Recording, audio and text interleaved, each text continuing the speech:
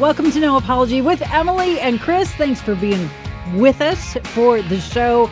We are so glad that you are here because we just want to put a little light into your world, and we're going to do so honestly, authentically, and as always, with no apology. With no apology. And my faithful companion, he's like a golden retriever. My husband, Chris. I've been called a dog many times, but not in that context. And you've been in the doghouse many times. Even this morning. Yeah. It was a rough morning. Again. And the smells. No, I'm just They kidding. come from everywhere, don't they? I am kidding. Coming up on the program today, we're going to have Mike Shaw with Right On Way Off. That'll be a little bit later. We've got a special guest we want to introduce you to because I am the participation guy, and I just love when people have stuff to say. And I like this guy, and I like the way his mind thinks, and I have great conversations with him. So why not bring him on the show? Emilee said, let's do it, and it's her show. That's pretty good. I'm just thankful you didn't go out. Like, you would pick someone off the street and bring them in and say, Emilee, let's interview this guy. He's got an...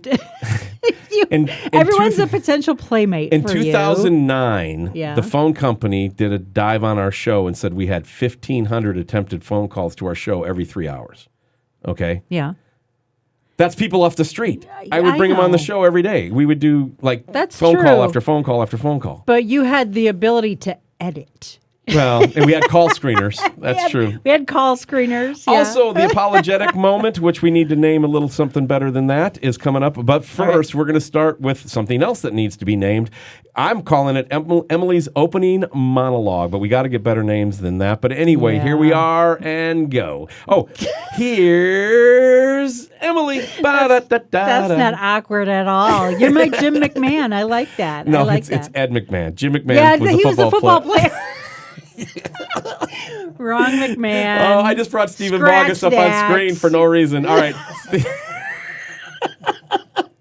The show is officially off the rails, which is what we do. See there, Steven. It's interesting, he's though. waiting. Steven's there. Waiting. He's coming. It's interesting, though, because I'm going to talk about... I wanted to just talk about before this you do your opening monologue, I did this. We got this special guest, and then all of a sudden, there he is. All right. Our audio listeners, I apologize. Yeah. The video stuff is not my forte, as you know. All right, here we go. Emilee's opening monologue. Da-da-da-da-da. Go ahead. The crazy days we live in. The crazy days we live in. We talk about it almost every single show, how up is down and right is wrong and black is white, and things just keep spiraling more and more as the days go on. Now, here's the thing. We are living in a culture with a lot of anxiety, like a lot more anxiety than I remember growing up. You know, people didn't have the same types of struggles. Things were much more orderly, it seemed like.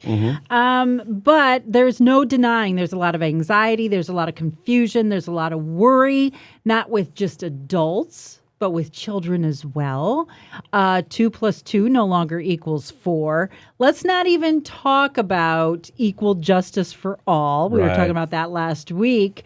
But here's what we have to hang on to. We do not need to, no matter how dark these days will get, and they are going to get very dark, we don't need to be the victim. We don't need to play the victim as those who are saved through Christ Jesus. We have a hope beyond this that cannot be squelched as long as we abide in him and he abides in us. When we get into God's word, that's the key. He's going to breathe that life into us. And so turning to Isaiah 29:20. Are you sure? So, yeah, I thought it was 30, but it's actually 20. Okay. Isaiah 29:20. Listen to this, because this is a little bit of hope here. The ruthless will vanish, the mockers will disappear, and all who have an eye for evil will be cut down. Okay, so this is not going to go on forever. That's the hope that we have. But 2 Timothy 1:7 says the Spirit of God does not make us timid. No, rather it gives us power, love, and this is the ticket, self-discipline. We are going to be able to overcome our emotions, overcome the circumstances, overcome all these things because we will have from God that self-discipline, and we do not need to worry. Now, I oftentimes read the words of Paul, and it's like, I want to be that guy. I want to be that guy so bad, and I'm not there yet. Or the... No. No, the things that he said, the things that he did. Listen to 2 Corinthians 12, verses 9 and 10. Actually, I'm just going to do 10. He says, for the sake of Christ, then, I am content with weakness, insults, hardships, persecutions, and calamities.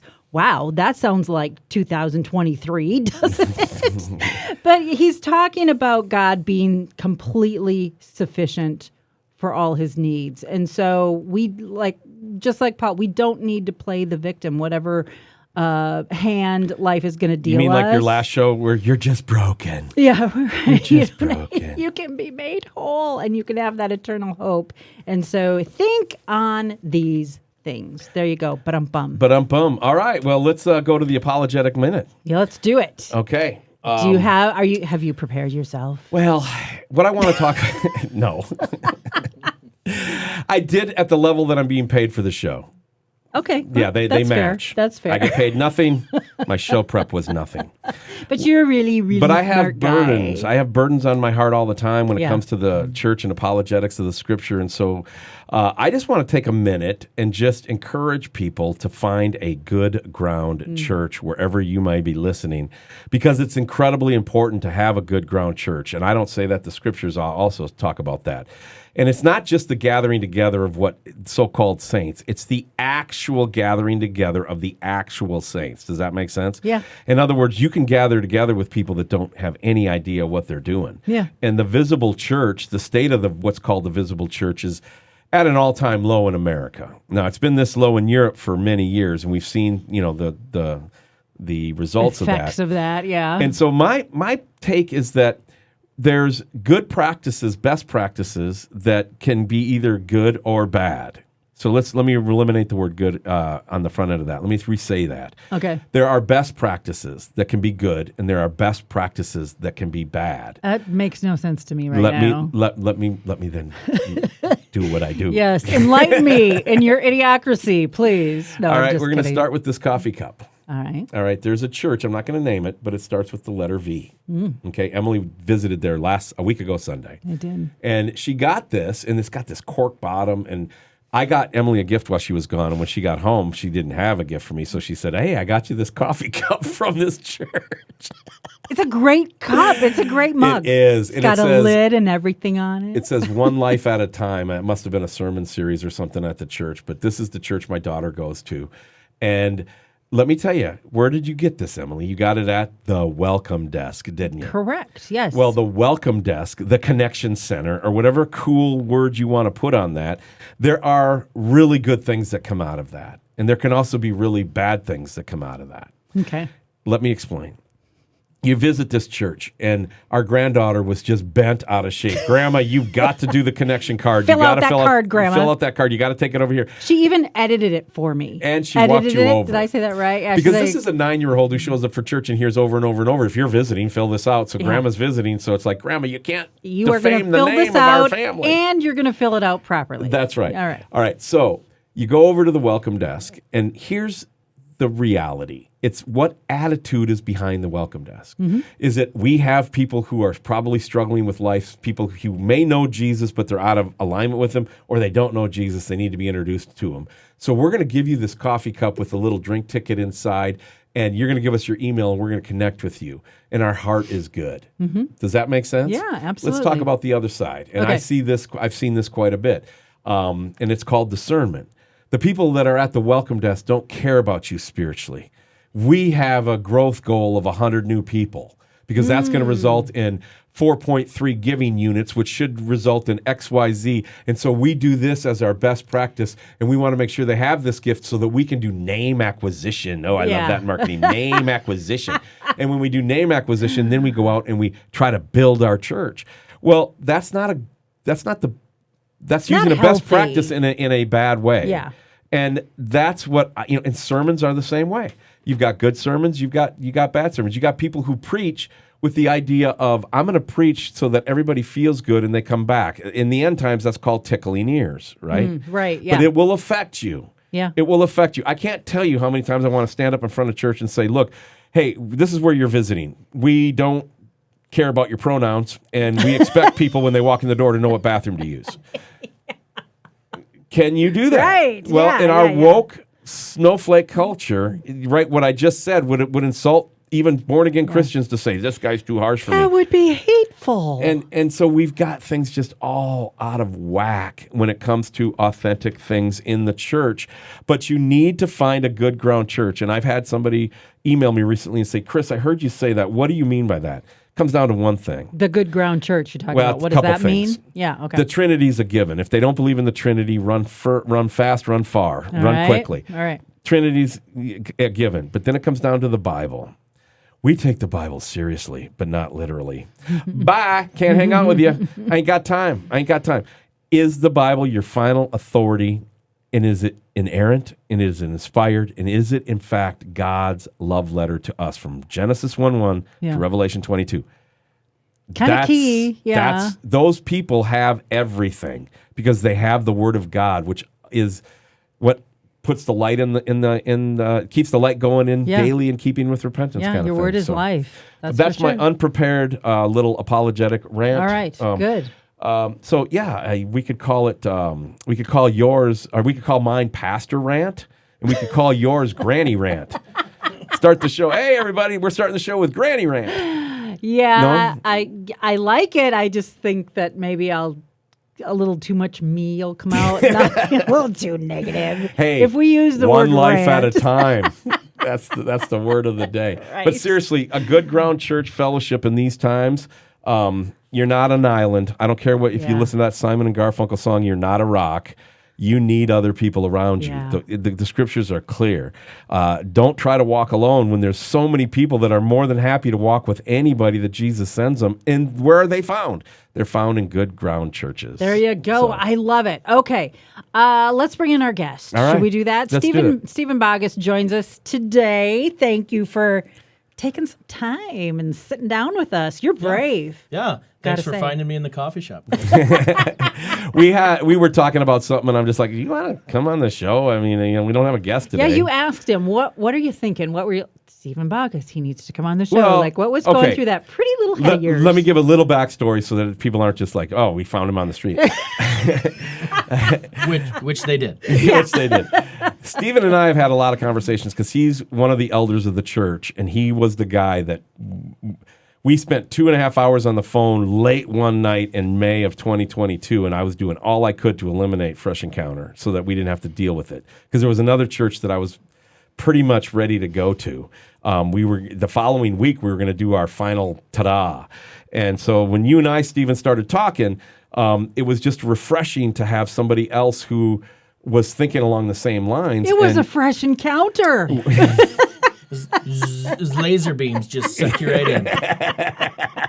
And we've had a lot of fun, but it's always good to get your take on this. And so let's start with the take on the visible church. Obviously, you're at Fresh Encounter. You guys brought us in. We're like-minded. But this isn't about Fresh Encounter. This is about the global church, the visible church, whatever you want to say. From your chair, and by the way, Stephen's an insurance executive. From your chair, what does it look like to you?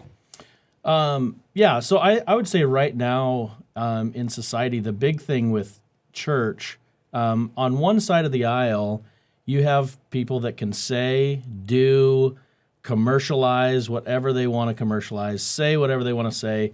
I was just actually having a conversation with somebody in the coffee shop before Chris found me, and we were talking about the football game last night, a family show. My kids are Chiefs fans. Okay.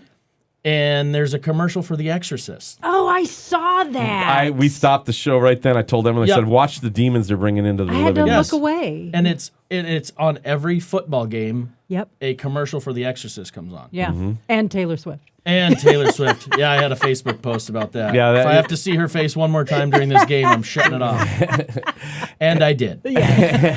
So did we. Yeah. I think that's all fake too. I Yeah. think it's a fake relationship and people are making money on it. But, Yeah, Oh, yeah. I would agree with you there. Yeah, exactly. so so that side can do whatever they want. Yeah. I mean, what would be the equivalent of an Exorcist commercial for the Super Bowl? It would be some faith-based pastor getting up there and and saying just what you said you want to say every Sunday. Like, Well, 6 years ago, 7 years ago, maybe it's even longer now. Time flies.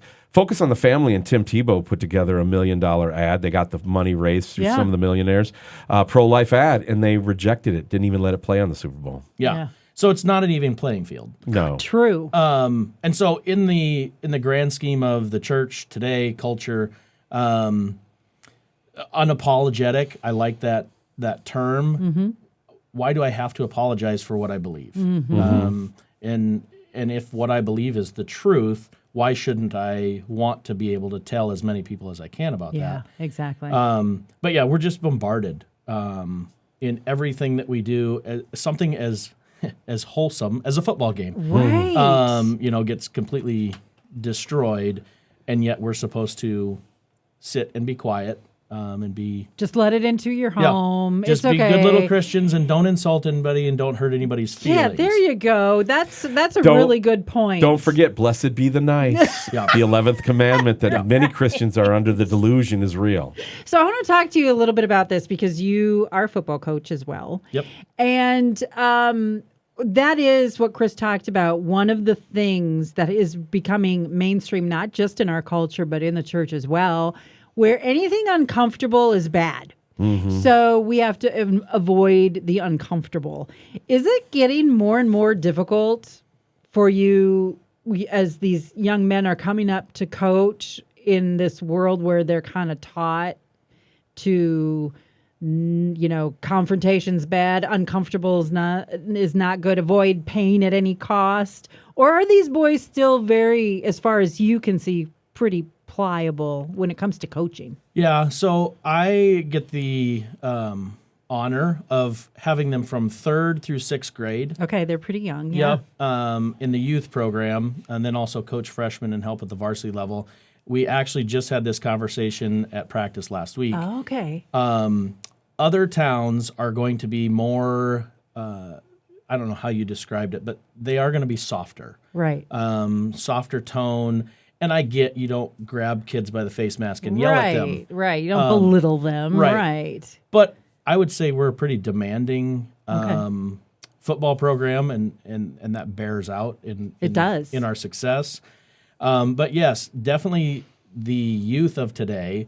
When I was a kid, I wanted my dad to let me stay up and watch every game that I could. Yeah. Sunday night, my eyes are falling. Can I just stay up? No, I'll go to bed.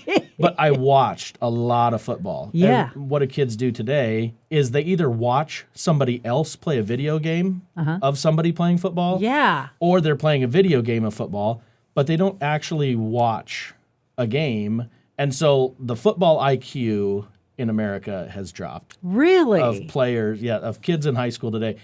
We were winning a game and running out the clock, and I told my running back, hey, go down in bounds. Okay. And afterwards, he's like, Coach, why does it matter? Why can't I just run out of bounds and not get hit? I was like, because you stopped the clock. I want the clock to run. I was like, have you ever watched a football game? It's like, no, I haven't.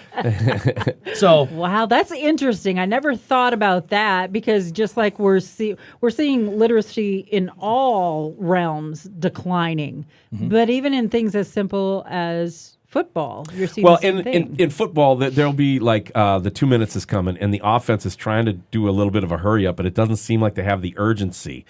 Well, one of the things that I was taught, not taught, but explained to, is that you get so focused, you're so focused in the moment of what play was called, what route you're supposed to run. If you're a quarterback, you've got everybody's responsibility. That you get so focused in the moment, you don't realize you see the clock says 1:12 and it's ticking, but it doesn't click in you that we got to step it up. That's why that's what coaching is kind of even when you know the right thing to do, sometimes you don't do it. It's like football's a mirror of life. And that's one of the things that's my pet peeve is when it's under 2 minutes and you mosey to the line of scrimmage. I call it having a sense of urgency. Yes, exactly. Chris has used the same term, and he's yelling at the screen like, what are you doing? Get out there, get out there, get out And then there. Emilee says, they can't hear you. They have their helmets on. I know, right? Like you're kind of wasting your time yelling at the TV, but whatever. It makes us feel good, though. I don't know if you remember, but the Vikings played the Giants in the 2000 NFC Championship game and got beat 40-0. From that day to this, I have said I will only really, truly care again when the Vikings are in the NFC Championship again, which they were against the Eagles. And, of course, they got throttled, and I couldn't watch after halftime. Otherwise, I just watch as just a generic fan. It really helps me. But anyway, back to the analogy that we're talking about. You can't say, I mean, I remember my coaches, take a lap, Nancy, Yep. hit him in his ovaries. I mean, you can't say that stuff anymore. You can't. I mean, right or not? I mean, that's a really good football's question. the toughest grind out there. How do you, because you do have to be much more guarded now, how do you motivate these boys to be tough, be strong in those instances where they really do need to be? For me personally, I have two sons. One's in 8th grade, one's in 6th grade. I've had the privilege of coaching both of them. I don't coach my 8th grader right now, but in my defense, if I ever had a parent come to me and say I was too harsh or not loving with their kids, I try to treat every kid that is on my team as it's my son. And, right. And I am actually and my kid will tell my wife this all the time, Dad's way meaner to me. Yeah. He's way harder on me than everybody else. Well, your shirt says raised in a barn, so the blame might be 50-50. Yeah. Yes. And it is very true. It's true. Yeah. You're harder on your own kids. But I treat while every one trying of to them- be fair. Right. Yeah. Try to be fair. But and it's all the potential too. And you probably heard this before. If your coach isn't pushing you or isn't saying something to you, they probably don't see potential in you, and you're just kind of a warm body there. He doesn't filling the care. silence. Right, exactly. And isn't that kind of the way God is as well? When he tells us, look, I love my children, therefore I discipline my children. If you don't feel that pressure from God, if you don't have that day in, day out, keeping in repentance, I'm feeling convicted, I should have done better, I'm stronger than this. If you're not feeling that from God, maybe the same thing's going on where it's like that. There's not. Where's the potential there? Yeah. Well, this is James 1. Consider it all joy when you're faced with trials many times. If your coach is yelling at you, it's probably because he feels like you could do a lot better than what you're doing. Right. They He see the believes potential in you. Yeah. So we're hard on our kids, but I'll all the way up to the varsity program. Our coaches tell the kids repeatedly, we love them. We're here for them. You're here for your brothers. The guy next to you. Do your job. But yeah, we don't. We're still in rural America where we can kind of get on the kids a little bit more. Yeah. Yeah, the rural And America have parental factor. support. Yes, That's the Right. biggest thing.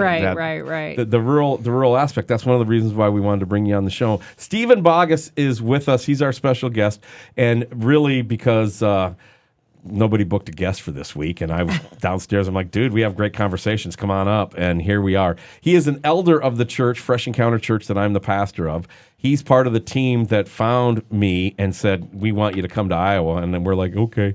We'll come in. But there's other things that we can talk about, and I would like to get into a couple questions from the insurance industry perspective.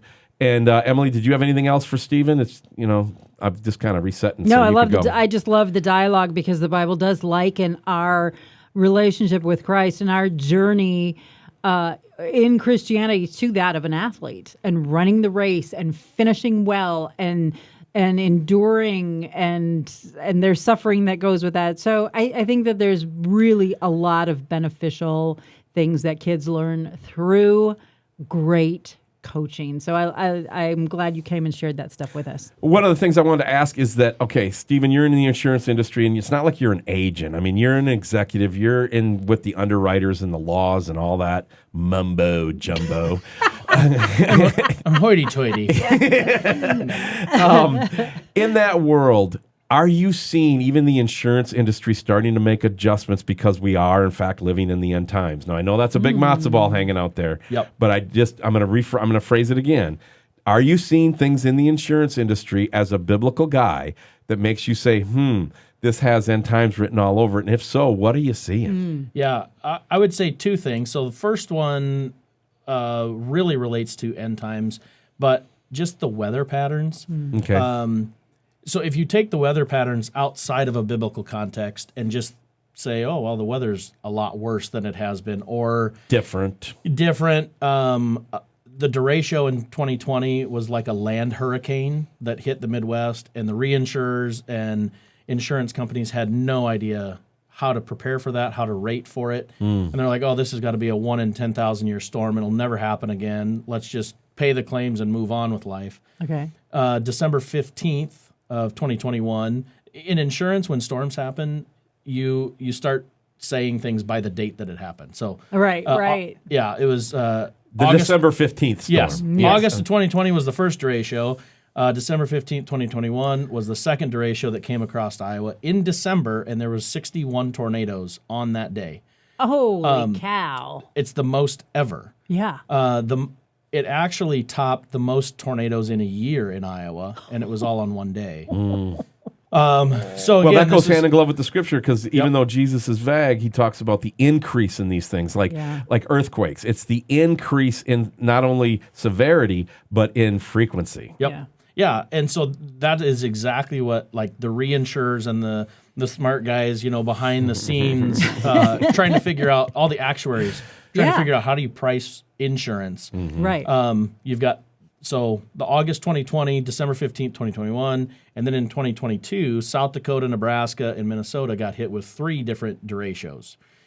It was a word that nobody knew before 2020, and now it's just a common Midwest storm term. Okay. And it's called A derecho. a derecho. So I Never heard of it. Right. When it was first termed, so I've heard of a bow echo. That's what a tornado comes out of, is a bow echo. Okay. So then this word popped on the screen, and I'm like, oh, it's a dare echo. And then Are we in the Lord of the Rings? What's going on here? That's crazy. At what point do we have to carry into Mordor? That's what I heard a Where's the precious? I heard a meteorologist call it a derecho, and I'm like, what an idiot. It's a dare echo. So I called it a dare echo. What school did you go to? I just assumed that I knew, which I didn't. Okay. But now everybody knows the term, and it's this common thing that happens. And so now reinsurers have said, they went from saying this is a 1 in a 5,000 year event to saying, okay, this might be a 1 in 10 year. So you can imagine on the pricing side of things, if this thing's going to happen once every 10 years, how much more expensive it's going to be. Right. So it's crazy. that's taking it out of the biblical context. Just, oh, hey, these big storms that we've never had before are happening very frequently. Yeah. The guy that I work with, my boss, is also a Christian. We went to college together. Nice. And so we kind of have conversations, behind the scenes. It's like, oh, it's Iowa. The weather will, the patterns will change. The storms will shift east, and they'll hit Illinois next year, and or not, or they're here to stay, and So okay, I got to go back in just a second. I know we're getting into some serious stuff, but I got to back up for a second. Are you saying that derecho looks like dare echo on paper? Yeah, derecho. Okay, and this is a new term In 2020. and you're calling it dare echo to your colleagues? I was calling it dare echo to everybody. Okay. So like I gave presentations on how to mitigate storm losses and how to, as a company, how to be prepared at it's so NAMIC, National Association of Mutual Insurance Companies. I was there presenting to all these insurance executives, and I called it a dare echo. And as the meteorologists are calling this a derecho, and I kept hearing, I'm like, these guys are all idiots. But it's a Spanish It's like term. karaoke. You were karaoke. phonetically correct. So I say that everybody has, this is yours. Everybody has what I call a filet mignon moment. Okay. Filet mignon. Yeah, a filet mignon, because I'd never, I didn't even know that kind of steak existed. When Emily and I are late teens going out to a fancy restaurant, one of the first fancy restaurants I ever was in my life, and I wanted to, and I actually said filet mignon. Yeah. And then he ordered what else was it? A glass of the house rose. That's right. Yeah. Learned it was rosé later. And I'm like, I'm going to marry that guy. Yeah. Emily, when she was a senior in high school and it was speech class, the word sabotage, she kept saying over and over as sabotage. No, my friend sabotage. did. My friend, we had to co-present, and she was saying sabotage over and over. So I finally leaned over and whispered and said, I think it's sabotage.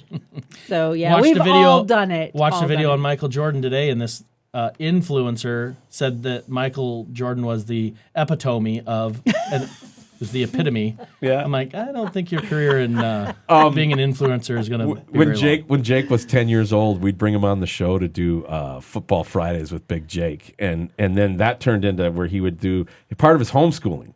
Okay, part of his homeschooling as a junior high, because, I mean, he was the same age as Creed is now, like 8th grade. Yep.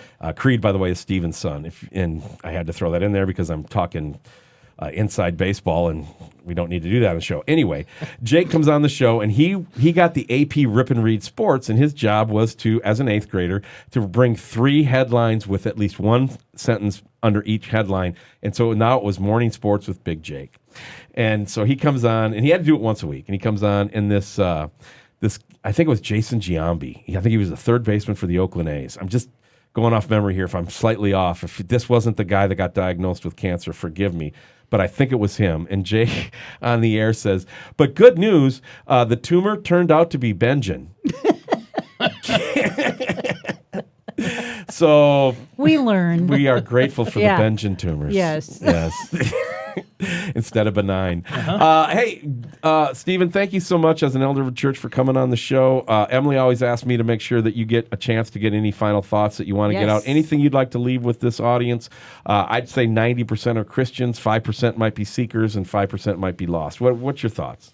I would say football is the best sport to get your kids involved in. There's a big concussion craze. It kind of affects the numbers of the youth, but I don't know. There's 44 different positions, and the best sport in as far as getting everybody working as a unit and together as and the one. Most involvement. Yeah, I don't care what size you are. Like there's a position in football that you can play. Yeah. That wasn't my final thought. That was just being facetious, but seriously, it is the best sport. It is a good sport. No, I would say final thought is back to Emilee's Isaiah 29. I wrote it down here. 29:20, correct? Not 29:30. Correct. I wrote football analogy. And it talks about how in the end times the wicked will be destroyed. So here's my football analogy. The last 2 years, we've won the state championship here in Iowa. This year, we've had some key injuries. We've got less guys. There's a lot of hardships. We can't kick it into the end zone anymore. Like our kicker last year, we never had to worry about kickoff coverage. It was just in the end zone. So all trivial things, but all trials as a football coach that you have to work through. Right. If we already knew the outcome of the season, if we already knew, hey, by the way, you're going to win the championship, your approach to the season, your approach to every practice is different with the end being known. Right. Like we already know we're going to win it. Boy, that would make practice interesting. Like, how are we going to do this? Right. Without this guy and this all-stater, how are we going to pull this off? And so that's the same with our Christian walk. If we have that perspective in mind, like, yeah, there's a lot of crap happening in the world. Can I say crap on your show? Yes, you can. You can. I'm going to say it twice. You can say it multiple times. There's a lot of crap happening in the world. But if you have that vision of, you know what, the end, we already know the result. We do. We know we're going to win. We know where we're going to end up if you've placed your faith in Christ. And now it's just about how do we deal with the injuries? How do we deal with, the defenses that we're being faced? So that's a really good analogy. I thought when you said that verse, I there was a pad of paper here, so Yeah. I had to write down my notes. But Yeah. that would be my final thought. I love it. I love it. We're gonna Thank win. you. We're gonna gonna win the championship. We've already won. already won, yeah. We've already won. And Yep. so thank you so much for being with us. I really, really appreciate it. Yeah, it's Yeah. awesome. Thanks for having me. All right. So we are going to take a break, and then we'll be back shortly. We're going to be bringing in Mike Shaw, and we're going to be playing Right On Way Off. So stay tuned. Hey, if you enjoy listening to No Apology with Emilee and Chris, if you get any encouragement from it, please consider standing with us financially. Go to freshroadmedia.com and consider giving a wonderful gift today. It is appreciated. You're listening to No Apology with Emilee and Chris. Yes, you are. Thank you for spending time with us. Sorry about that. Hey, coming back from break, Emilee, this morning you were talking to me about the fact that you wanted to try to do some fun stories. Back in the day when we had a morning show, we had a bit called News to Amuse, where we would just do those funny little stories. Yeah. And that was lifted from the great Peter Brooks, who used to do on his show every day, News You Can't Use. Yeah. You see how you share But it was bits? fun, crazy Yeah. stuff. Yeah. I consider that influence and not stealing. But either way, that bit was there. And here's the problem, Emilee. You were saying you went to look for good news and you couldn't, or fun news or, weird Yeah. stories. You came back with nothing. You went to the I store was and came back with looking- nothing. I was looking for some uplifting story because, as you know, we've been talking about it over and over and over again. Things are getting crazy. Things are getting dark. We know what's coming. But you know that there's good things going on at the same time as well. And so I thought, you know what? It's time on No Apology with Emilee and Chris to do a feel-good story. And so I looked and looked and looked some more, took a little break and looked again, and there was nothing good. When I would just Google, uplifting stories or whatever, it would be like, oh, Britney Spears gave to a food pantry. Like what? Who cares? I was looking. I believe that was Taylor Swift. She's everywhere. I didn't want to say that name in front of Steven Boggess, but anyway. It's just inane stuff. Like, that's not a feel-good story. That's not an uplifting story. That's garbage. So I'm like, where are the feel-good stories? Where are the uplifting stories? Because I know they're going on. I know they're happening. Good things happen. It's not all dark. And so then I just started thinking, why are there no good stories? I mean, of course, you have your media where they just focus on certain things. I thought it was really interesting. Steven had talked about how he wouldn't put it past him that this whole, whoever the football player is and Taylor Swift, their whole dating thing is just orchestrated to put money in people's pockets. You know what I mean? Maybe it's not. I don't know, but I wouldn't put it past him. Mike Shaw is joining us now on the guest cam, and Mike, what's your take on the there's no good stories on the no good stories out there? As a news director, I mean, you know what I'm talking about, those frivolous stories. Like the coyote walked into the truck stop or whatever. I used to fun. be that guy. Yeah. I was that guy. Yeah, So- you would always have to have that every day. No, so I was the weatherman, and then I did 2 or 3 what we call feature stories a week that run at the end of the news. The feel-good stories, we call those kickers. Yes. And so I was the kicker. So you a leave couple- people on a couple high times a note week. anyway. It's Yeah. I somebody's had completely grandma, forgot they were called but- kickers. Yeah, it's AP, kickers. even on the wire, would call them them kickers. kickers. Your kicker stories, I forgot yeah. about that. So the kickers. And so I think what's happening now is a couple things. First of all, there's still some out there. Yeah. But there's definitely a supply chain problem. That's it. You hit the leading to nail on the head. shortages, right? You hit the nail. It's a supply chain It's a supply issue. chain issue, and there's a couple reasons for that. First of all, anybody here watch your local news anymore? No. I mean, hardly at all. It's too depressing. Most people don't watch Yeah. their local news anymore. Because your blood pressure rises. Yeah, I mean, if you do, you're probably a boomer. But I mean, the younger you get, the likelihood of you watching any network television goes down dramatically. as you know. And the reason is technology. Yeah. Okay, let me just give you a quick example, then back to your point. Yeah. When Emilee and I were in Alaska, we were on the Bering Sea, and we used to do what was called the tide reports to tell people what the tides were when they were going to be in and out. Very useful. On the Naknek, Nushagak, and Igigik rivers. And Bless yes, you. I'm pronouncing those appropriately. Yeah, you've never lived till you've done Alaska cities and names. So that was just critical to the fishing industry. Yeah. Well, we learned that while we were there, and this is 2004, 5, and 6. While we're there is a growth of technology to where the GPS and the stuff on the captain's boats on all these fishing vessels, they don't need the radio station anymore. Mm-hmm. They can get the tide reports with a push of a button on like a depth finder looking thing on the boat. And that was new technology back then.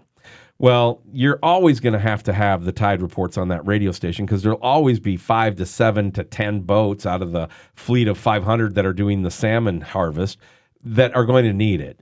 But the point is that the need became a lot less. Mm-hmm. Sure. Same with traffic Sure. reports, the same with other things. And now I think, and I'd like to get your response on this, I think it, and Emilee, you too, I think it has to do with the depraved mind. We don't have journalists anymore. We have minions who just do bidding and to try to keep their situation. That's what's happening. Well, and not just in secular media. Christian media is pretty much as bad as any of them, if not the worst of them all, in my opinion. So, Right. yeah, that's where I was headed because it's true. The supply chain that we're having, because there are less eyeballs on your local news and on your networks, they're not getting as much money, advertising money. And so, their budgets get cut, their personnel get cut. And then you add on top of that now, they have to be woke. Exactly. And so they have to be woke. And so, you might get those kickers still, but they might, a certain percentage of them have to be a certain, slant. Yeah, exactly. So that's the other problem. And with we that. don't have a sense of humor anymore. Well, you can't. You You're, can't you're have a going to sense of humor. offend somebody. Well, yeah. I'm offended by your lack of being able to offend me. Right. The turning point for me was it was years ago, and I can't remember the name of the couple. They were on like CNN or some MSNBC, some liberal They're still on news. Mika they're and still on whatever. Yeah, Mika and Joe or whatever. Morning Joe. I remember her talking, and I didn't listen to the channel. I think I was like in an airport or something, and it was just like on. And she said, "But that's our job is to let people know what to To think." tell people what to think. To tell people what to think. And I'm like, what? No, it's not. Like, you're evil. That's how they see themselves. They It do. is. They It's how do. they see themselves. And So, Emily and I ran in that circle, and we could have gone I believe we could have gone to the top of that circle, and we saw what was up there, and we're like, Nope. That's no life. That's no life. Okay, so you got a lot of money, you got a lot of fame, you got all this stuff going for you, but to get there, you had to drag Christ through the mud, and you're going to sit there and claim him then? Yeah. No, it doesn't work that way. If you want Jesus, sometimes you got to turn your back on those. What do you call them, Emily? I don't know. I don't know what you're looking for. I'm sorry. Those broadcast companies that don't want to. Well, okay, there's Christian media out there. They're all about the money. They couldn't care less about the gospel. There's a publisher, and I guarantee you, if you're a Christian, you have their publishing mark. They couldn't give a rip about Jesus. They're only about publishing books and making money. Making money, And yeah. and it gets to be where if you you have to come out of that culture intentionally. Emily and I did, and let me just tell you, it is something that we don't want to not be a part of it. We want to be part of the broadcasting, but only for authentic Christians. Yeah. And there's only so much. There's only so many American family associations out of Tupelo, Mississippi. I mean, I love them. I think they're like-minded. There's only a couple of those in the country left. Everybody else, I think, has gone. What do you think, Em? Where have they gone? I don't know, but that's a really sad story. I really did get on the bummer train. There is good news. You joined. And see, that's what I was thinking. I'm like, okay, I know there's good stories out there. So why don't we do our own? I don't know, Chris, Mike, what's a good, it doesn't even have to be recent, but I wanted to have a feel-good story. I've got a feel-good story for you. Do you? Yeah. All right, lay it on me, and I'm betting you can do it without your angry eyes on. Okay. I don't really have a story. I was going to do a bit, but I needed the momentum, and you just took it from me. So now I don't know what to do. You need a, what about Mike? You got a story? I got a good story for you. Okay. All right, here's a good story. The broadcast industry's broken beyond repair. There's no journalists anymore, just minions doing bidding. Yeah. And they all lived happily ever after. Oh, Yeah. and then somebody, burped out loud. Ha ha ha! Yeah. Get it? Hey, you're making fun of my old show? No. That's what I used to do. we had a kicker one If time. this gets stale, get Shaw to burp. Everything will be That's right. funny. Yeah. We had a kicker one time, and it was a human pizza in a kid's pool, and so they had sauce all over them and stuff. Wait. Yeah. What do you mean by a human pizza? Well, it's like there were people in there, and they were covered with sauce and pepperonis and stuff, and Like it was, intentionally? Why? yeah, I don't remember the whole point of the story. It just I'm trying to get to my punchline. So Seeing me trying to do a joke of, hey, here's a happy story. I'm going to be really sad. Okay. That fell flat. So- but hey, it beat human pizza, so I got that going for me. Human pizza in the pool might continue. then they come back to me on the set with my co-anchors, and I said, "Oh, what a great idea! Then you can actually hold the anchovies." But pump, and everybody cracked up. Yeah, I guess you had to be there. Come Did on. I mention the broadcast industry's broken beyond repair? Yeah. So here's the good man. news. What's the good news? As those budgets get cut in local news, especially, and you don't have enough people to do your kickers anymore, Yeah. and so you have less of them with the supply chain problem. Yeah. You have independent journalism now. And so go back to Chris's point about this show and other shows and podcasts and everything you can True. find on YouTube. You can find everything on YouTube. And Yeah. there are some good stories out there, people talking about their successes, about all kinds of different things. Yep. And that's where the media has gone. The media has we're the media now. Right, exactly. And you have to be really selective about what information you're taking in. Do you remember that little kid's Bible song, "Be careful, little ears, what you hear. Be careful, little eyes, what you see"? Yeah. Do you guys remember that song? Yeah. I don't know the hand motions, but I remember the verb. I do verbal. too. And I think as adults, like we have to do that too, even now. And so we have to be selective about what we're looking into, what we're seeing, and it just takes a little longer to do that. So I have a really quick feel-good story. This is going to be your feel-good Okay. story Yay. of the day because I couldn't find another one. Everybody, Yes. here's Emily with your feel-good story of the week. Once upon a time in a land far, far away known as Arizona.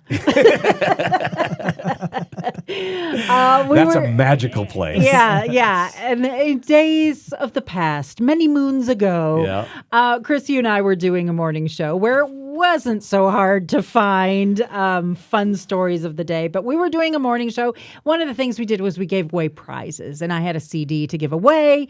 And so we put it out there. Callers called. I think we were looking for like the fifth caller or whatever. And the fifth caller was a woman named Poppy, and she lived in the city of Surprise, Arizona. And so I just got her information. You have a very short period of time to get all the information that you need to get that CD to that person. And Emily would hate to have to put them on hold for us to go on after the song live. Yeah. So I she talk really, really really fast. wanted to make sure she got it done. This was fun to watch every day. Her with the winners getting their information before the song ended. It was pretty cool. Yeah. So All right. anyway. So Poppy from Surprise. So we get the CD is going to be going out. We have to announce the winner then after the next song. And so we come back and we say, Poppy from Surprise won our third day CD. And I just very flippantly, off the cuff, I'm thinking Poppy from Surprise. Like, doesn't that just sound so happy? Yeah, if I got an invite to a party from Poppy and Surprise, Yes. who doesn't go? Who I'm there. doesn't go? Everybody right? goes. So I just started talking about that. That sounds like a really happy person that I would like to get to know. Well, it was just a flippant comment, but a few days later, she called the show and she said, I got the CD. I'm very, very thankful. She said, but Emily, I have to tell you something.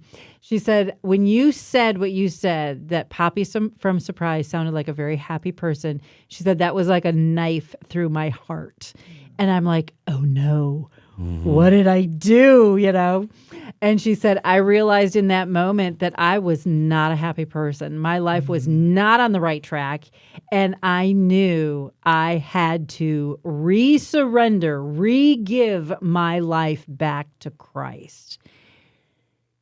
Wow. I think I was speechless. I don't know, but it wasn't something that I could go back and say on air, hey, guess what, everybody? But it's a story that really stuck with me that, we don't always know what we're doing or what we're saying or how it's going to impact someone or even if it's going to impact someone.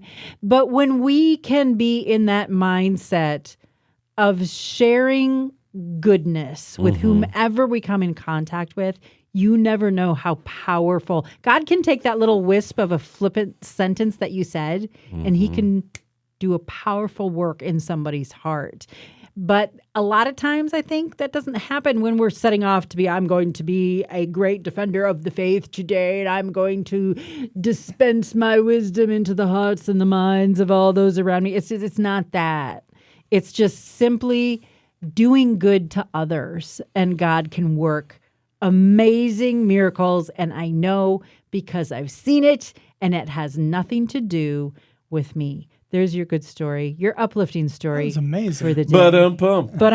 Yeah. Good Top job. that. No, I'm just kidding. Shakalaka. Let's move on to right on and way off. Let's Should do we it. do that? I wish I had a jingle to play. Now, Well, hire some jingle singers, and then we'll get it jingle. done. I'm a jingle singer. Jingle singers. Yeah. I should just make my own. I should make Well, my what own. we got right to on, do way is we off. got to go. There's a guy named Dave Mefford, and everyone in America has heard Dave. And he's the best. And we just got to hire him and have him. He used to do all of our stuff, Yeah. like Rush Hour Riddle and Rise and Shine Story Time. It was him introducing Yeah. the bits, hire and it was him. pre-produced. And we just need some pre-produced button where I can hit it, and Yep. you have the voiceover guy comes. Now here's Emilee with Right On, Way Off, Yeah, Yeah. I like it. and go. Go. All right. 3 statements. And Chris, since last time we did this, you were so overjoyed with, just statements that were basically true or false. I thought Correct. I'd do it again. They're not real deep. These are actually, last time we were talking about Bible, things about the Bible. This week we're going to be talking about wives' tales. Wives' tales. Old wives' tales. These are actually from around the world. And people have looked into them and done a little research to see if they really do work or not. Okay. For instance, I'm going to give you an example. Okay. And that example is an onion in your ear if you have an earache. Okay. Wives' tale. Does that work or does that not? Is that right on or is that way off? That's right on. You can do that. If you have a cold or a flu and you have an earache, take the little pearl of an onion, put it in your ear, and it should relieve the earache. If it doesn't, you need to go see a doctor. Another thing you want to do is you want to take the biggest onion you can get your hands on. Doesn't matter even if it's a small one, but get a biggest one you got. Cut it in half and put it on a plate as close to the side of your bed as you can if you have a cold. Yeah. And you will wake up without a cold. Yeah. Or, not every time, but I mean, enough times where I still do it if I get a cold. I'm thinking with the onion in your ear thing, if that really works, or if you need an onionectomy afterwards. I'm not sure. Some people are afraid that the onion's going to get lodged, that they can't get it out, but that it doesn't. Well, don't jackknife it in there, with intentionality. Oh, you just rested in the little I'm not a wife. I don't know entrance. these tales. But it does really. Okay, so 3 more wives' tales. You guys are going to tell me whether these are right on, way off. We'll start with you, Chris. Spilling water behind someone brings good luck. Is that right on or is that way off? I'm way off. I'm Okay. way off on every single superstition. I think it flies in the face of God. Done. Okay, we're done. You are such a Thanks for happy coming. guy. Thank you. That was Poppy from Surprise. Have a great week, everybody. Okay, you're way off, We Mike. got Dumpy from Reality, Arizona, on line 2. Hi, Dumpy. What's on your mind? We're all going to die. Thank you. Would you like a CD? No. Might as well. I don't know. Anything to do with horoscopes, anything to do with any I'm of the dark not arts. gonna And- bring and let me finish. Let me horoscopes finish. on. And so sometimes, like Friday the 13th and black cats and all that stuff, it gets into superstitions. Mm-hmm. And what you're talking about is a superstition. It's salt over the shoulder, water behind the back. Yes, Emilee is the farm girl with all of these weird things, like, look, there were times that I used to say, look, when you come home, not only will she cut an onion, but she'll mix up some concoction that has to do with like pickled juice and, sheep's head and freckle of raven and whatever else she can find, and throw a little acorn in there and mix it up. And, I mean, goat's tongue, a little goat's tongue, a little freckle of raven. You can, it's almost like she's, scaring off the evil spirits. But I will say that most of her rural, we're just make stuff up. I mean, when you're dealing with Emilee, dealing with home remedies, you're almost wondering, when is she going to bring in the leeches? I'm not bringing in leeches. And so, because so many of these things worked, I always go with the line, I have a healthy respect for a skill set of the hill folk. Yes. Because she does hill And folk you should. recipes. I do. But that's anything different. Anything that is superstitious, It I'm has out. to do with Okay, luck. gotcha. How Right. about you, Mike? What do you Yeah. think? Spilling water behind someone brings good luck? I'm way off on that. What Okay. you get up and they slip and fall and break their head. Yeah, see? Yeah. There So, you go. No, that's bad. I don't That's believe not in good. luck. I believe in providence. We had a pastor one time, good guy, but he would just get off. I mean, the kind of people that can't have dirt devils or eat devil's food cake. Those kind of guys. Deviled eggs. He Oh, refused to call it a potluck because we don't have luck, we have providence. Yeah. So we went to a handful of providence meals, and they That felt sounds- like a lot like potluck. But Is that was that just the me. person that provides Sounds the pretty pot? good. Right. All right. I don't know. Okay, Mike, did you answer the Yeah, question? I he's can't way remember. off. Okay, You so got- yes, yeah, you're way both way off. This actually came about in Serbia, and In Serbia? it's a wives' tale from Serbia. Okay. And You're saying Serbia. Serbia. Serbia. Serbia. Sorry, my I'd B. like to buy a consonant. Yeah, really. My B is very soft. Use your words, Em. Enunciate. Yeah. So otherwise, the luckiest people in the world would be people, like going. Klutzes. Yeah. Klutzes. People on airplanes that are going down, whatever. Okay. Question number 2 or statement number 2, spider webs can be used as a compound to help clot blood. What do you think, Mike? Right on. Right on? Right you think on. that's right on? Well, just pound for pound, the tensile strength of a spider web is stronger than that of steel. I've heard that. So I've heard could that. you imagine if you're bleeding and you put a spider web on top of it to help bind your skin, kind of Yeah. like what they call a butterfly? Yeah. I could see that working. So Okay. I'm going to go right on. All right, Chris. What do you think? Right on or way off? Spider webs can be used as a compound to help clot blood. Right on or way off? I have no idea, but I'm going to go way off. Okay, why? Because if it's stronger than a steel beam, yeah, that's a little bit much. I've never seen anybody build a house saying, "No, we're not going to use steel. We're bringing in spider webs. We're gonna web this and then put the trusses on the web." That's because there's not enough spiders to build a beam. But it is very strong. I've heard that the spider web, it's such a hairline thing, but it is exceedingly strong. Yeah, grippy. And so Yeah. I'm thinking there might be some truth in it, but I'm just for the bit, I'm going way off. Okay, well, it's actually right on. I figured. And the fact is that spider webs contain a tremendous amount of vitamin K. Whoa. And vitamin K actually does help clot blood. Okay. So people have used that. And so I was really Do you eat amazed. No, you just, it's Inject used it? as a as a compound. Oh, okay. Apparently, you wrap it around wood to make it like steel. That's right. You'd have to Yes. find a pretty big web, but I don't think it would be for like a gaping wound, but just for like, okay. I think it's the concept Paper that a cuts. drop of blood with a string of, you know what I mean? It's like, Yeah. the things go together in it that can environment. be but used as a compound. That's what the how statement much says. web would you need? How much web does a web?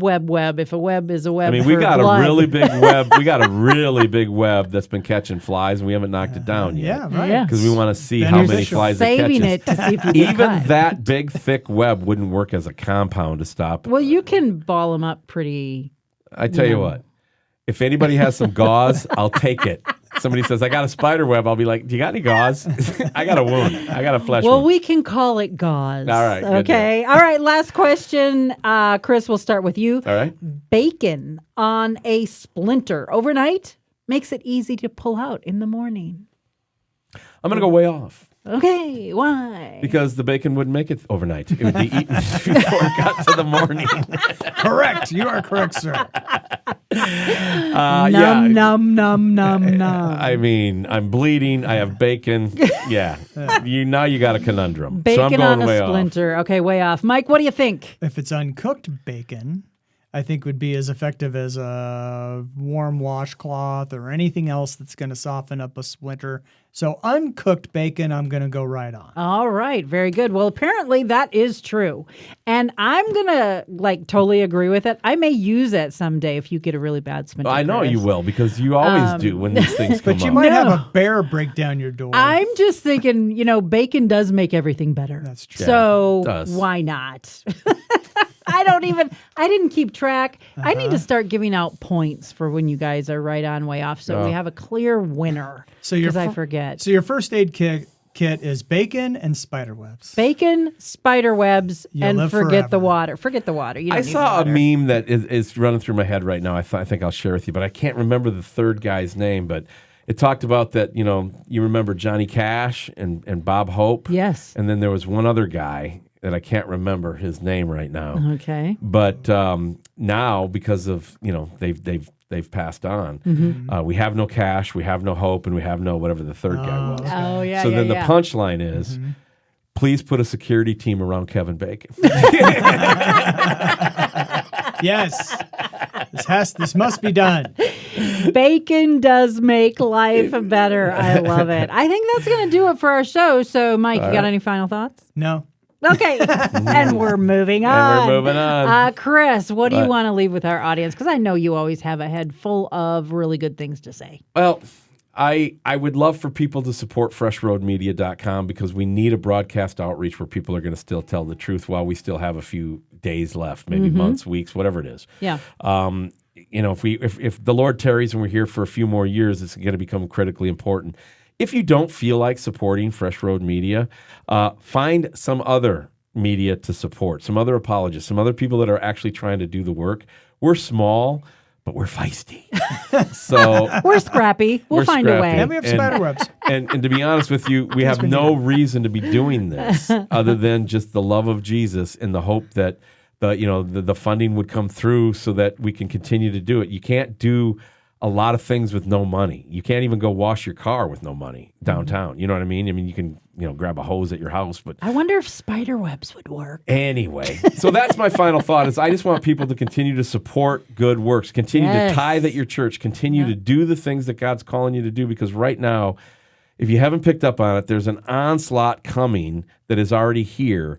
And so we need Christians to stand together and not find these idiotic little ways to divide ourselves. Yeah. But boom, Yeah. boom, shakalaka. The Lord is definitely sifting. He is looking over the earth, finding, is there someone who is yet faithful? Be that person, draw close to the Lord, and He will draw close to you. You're listening to No Apology with Emilee and Chris. Thank you so much. And don't forget, check out all the resources available for you at freshroadmedia.com.